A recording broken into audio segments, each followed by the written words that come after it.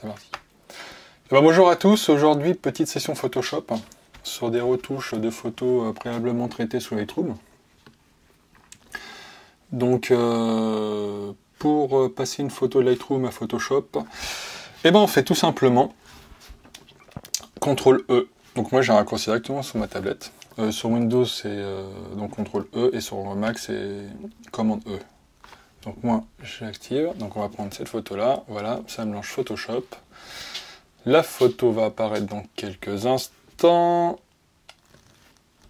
Hop, voilà. Donc là, ce qu'on va faire, c'est qu'on va retoucher tous les défauts de peau qu'on peut voir là, là, là et là. On va également,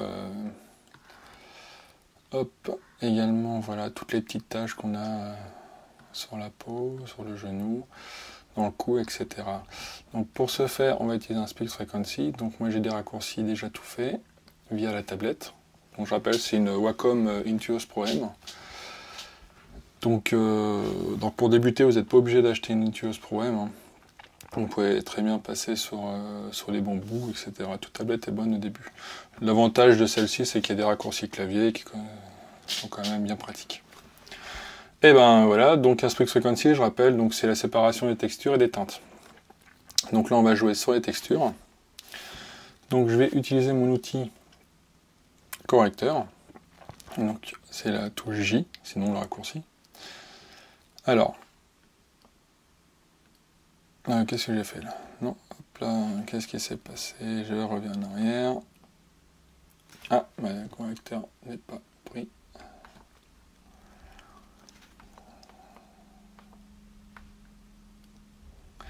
Alors, qu'est-ce qui se passe? Voilà, donc là, on est parti sur, voilà, ouvrir, excusez-moi, hop là, voilà. Alors, hop, et on retouche tous les petits défauts de peau, donc on peut venir zoomer un petit peu plus. Voilà, hop, hop, hop. Donc le petit trou de la boucle d'oreille, on ne l'oublie pas. Voilà. Donc moi, je me suis mis un raccourci sur ma tablette. Donc j'ai plusieurs raccourcis, donc augmenter ou diminuer l'outil. La sélection de l'outil, donc la zone est sélectionnée. Et également le retour en arrière, qui est bien pratique lorsqu'on se trompe et qu'on veut revenir plusieurs fois en arrière. Voilà. Donc je sélectionne une zone à côté du défaut que je veux retirer. Et le logiciel, voilà, va recréer toute la zone sans toucher donc aux textures. On garde la texture en fait, on joue que sur la texture et non sur la teinte. Donc voilà, donc le travail est un petit peu long, donc de longue haleine. On n'utilise pas un outil trop gros. Voilà, là, hop. Voilà, hop.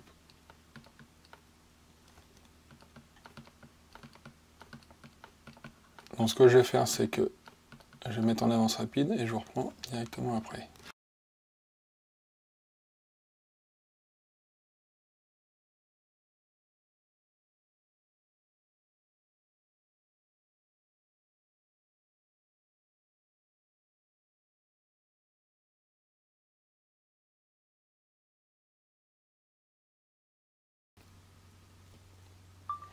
Donc là c'est pas mal. Donc hop, encore un petit peu. Donc moi je ne lisse pas la peau complètement, comme on peut voir sur certaines modèles, enfin certaines photos de modèles. Je préfère garder quand même du naturel et un petit peu de texture de peau. Donc voilà, donc je me...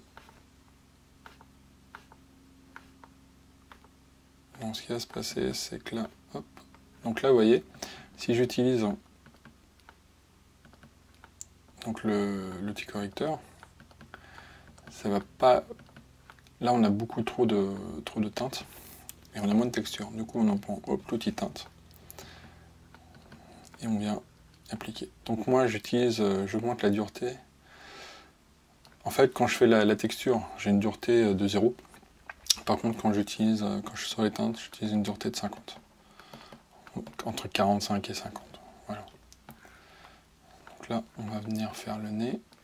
Hop, on rezoome sur la zone. Voilà, pas trop, histoire de prendre un petit peu de recul. Voilà. Donc là, on va toucher aux teintes sans toucher à la texture.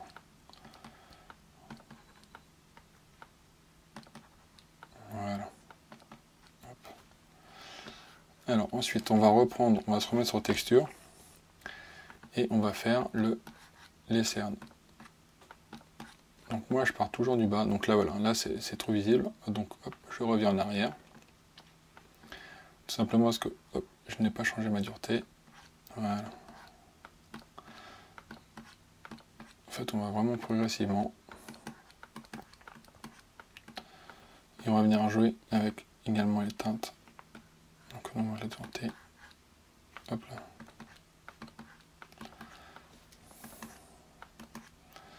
Jusqu'à temps d'avoir quelque chose de naturel. Donc on n'hésite pas à se reculer. Donc là on s'aperçoit que c'est pas super naturel. Donc je reviens, je prends ma texture. Voilà, et je vais recréer la texture sous l'œil. Voilà. Ensuite, moi dans mon Split Frequency, j'ai inséré un calque que j'utilise avec l'outil pinceau.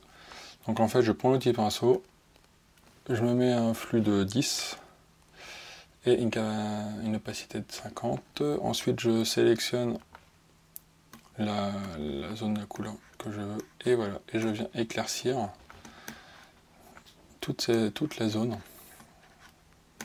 Donc n'hésite pas à faire plusieurs passages. Voilà. Vous voyez, si on fait avant-après. Donc là j'ai peut-être un petit peu trop, donc après on vient jouer sur l'opacité de notre calque. Voilà. On va faire comme ça, c'est parfait. Hop, j'ai des zooms, donc là je vais faire, voilà, adapter à l'écran. Qu'est-ce qu'on a? Bah, c'est pas mal. Donc maintenant on a vu qu'on avait les petites taches là, donc on reprend notre outil correcteur et on va s'occuper des tâches. Hop, voilà, tout simplement.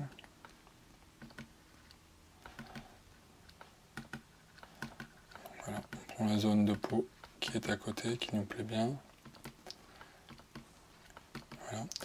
Donc quand je colorie toujours en arc de cercle. Un petit peu comme quand on colorie avec des crayons de couleur. Voilà. On a corrigé tous les défauts de peau. Hop. Donc ensuite, bah en fait, on passe toute la peau en revue, tous les détails, et on corrige au fur et à mesure.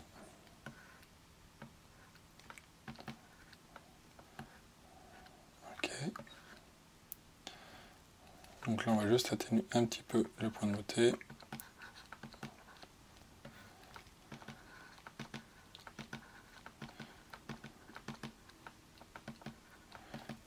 Voilà, hop.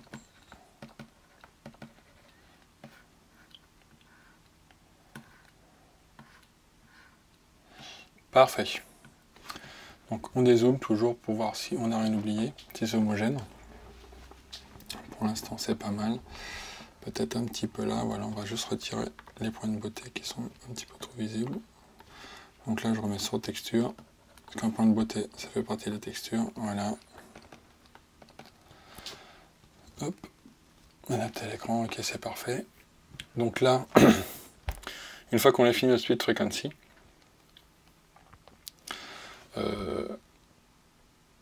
on va faire une courbe de niveau et on va accentuer un peu plus les noirs, voilà, mais très très léger, vous voyez. Voilà, on va se mettre à 10, c'est pas moins de 10, allez hop. Donc là j'arrive pas à sélectionner, je l'étape au clavier, on va se mettre à 10. Vous voyez l'avant-après, voilà. En fait on renforce les noirs un peu plus, et on fait vraiment un noir et blanc très contrasté. Ceci étant fait, on va travailler les yeux maintenant. Donc on fait un groupe, créer un groupe et on va faire un Dodge and Burn. Et sur Dodge and Burn, on va travailler hop, avec les blancs. Donc pour changer notre couleur entre le noir et le blanc, donc on fait X. Et pour revenir, si on avait d'autres couleurs, on fait D. pour revenir au noir et blanc, et on appuie sur X pour revenir. Donc le Dodge and Burn, donc là on va faire un flux de 10 et une opacité de 48, 50, enfin voilà, autour des 50. Et on va venir éclaircir. Donc je rappelle, Dodge and Burn, on éclaircit où on fonce la couleur.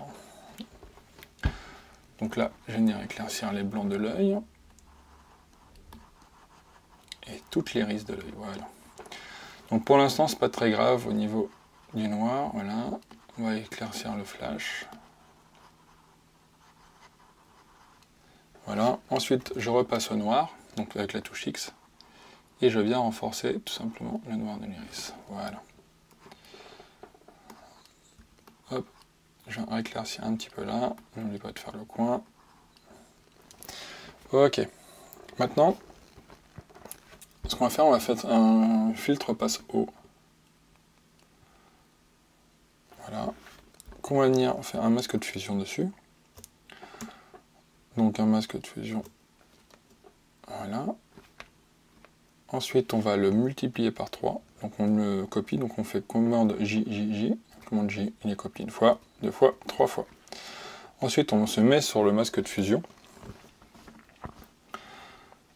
Et on vient se mettre, du coup, le flux à 100. Et l'opacité à 100. Voilà. Ensuite, on vient colorier tous les détails que l'on veut faire ressortir. Voilà, donc on fait ressortir les cils et l'œil. Alors pas le blanc de l'œil, juste l'œil, là, voilà, comme ça. Alors, je vais vous montrer en détail, donc le groupe, voilà, avant, après. Et donc là, on a beaucoup plus de détails dans l'œil, et il ressort beaucoup plus. Hop, et notre groupe, on l'appelle les yeux. Donc voilà. Ensuite, qu'est-ce qu'on peut encore retoucher sur cette photo? On va pouvoir faire un Dodge and Burn. Et on va simplement toucher aux cheveux. Vous foncez légèrement le visage. On a deux possibilités. Donc là, on revient, attention, on revient à un flux de 10 et une opacité de 50. Donc on va foncer un petit peu, voilà, accentuer un petit peu les ombres. Voilà, on va foncer un petit peu la poitrine parce que c'est pas ce qu'on veut voir en premier. On va venir foncer un petit peu la jambe là, pareil, idem, c'est pas un détail qu'on le voit. On va venir foncer autour, voilà. Ok. Donc voilà, donc faut pas hésiter à s'approcher de l'écran pour mieux voir. C'est pour ça que vous voyez un petit peu dans tous les sens.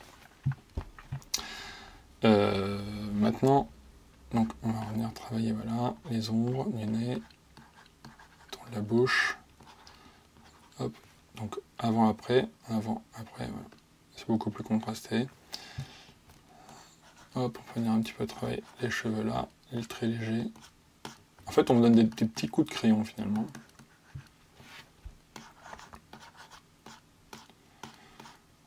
Voilà, un petit peu sur les cheveux, hop là. Donc celui-là, on va l'appeler corps et cheveux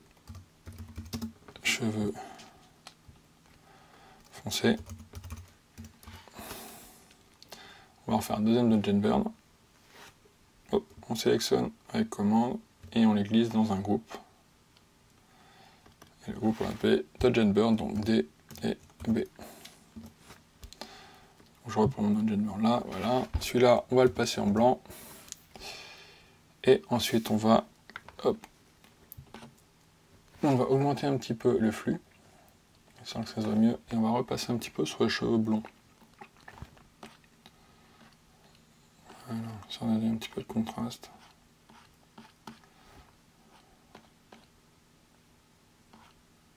Voilà.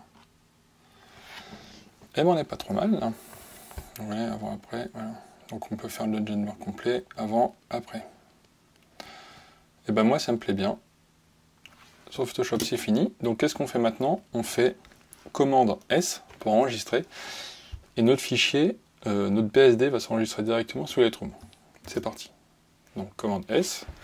Donc on voit notre barre d'état avancée. Là on a 27%, etc. Voilà. J'ai pas regardé le poids de la photo.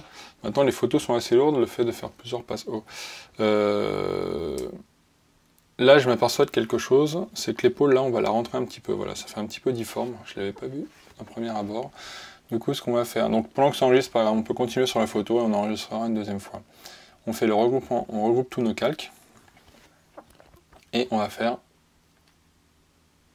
un outil, l'outil fluidité. Voilà.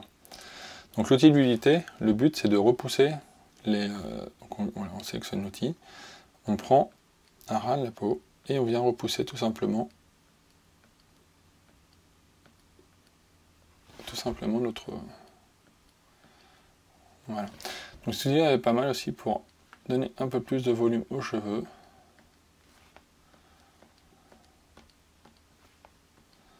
Voilà, donc on peut faire aperçu avant-après, vous voyez. Donc l'épaule est quand même beaucoup plus agréable à regarder. Hein. Voilà. Donc on regarde si on n'a rien d'autre à retoucher. Non, c'est pas mal. Donc on fait OK. Hop. Donc là on peut voir avant-après également.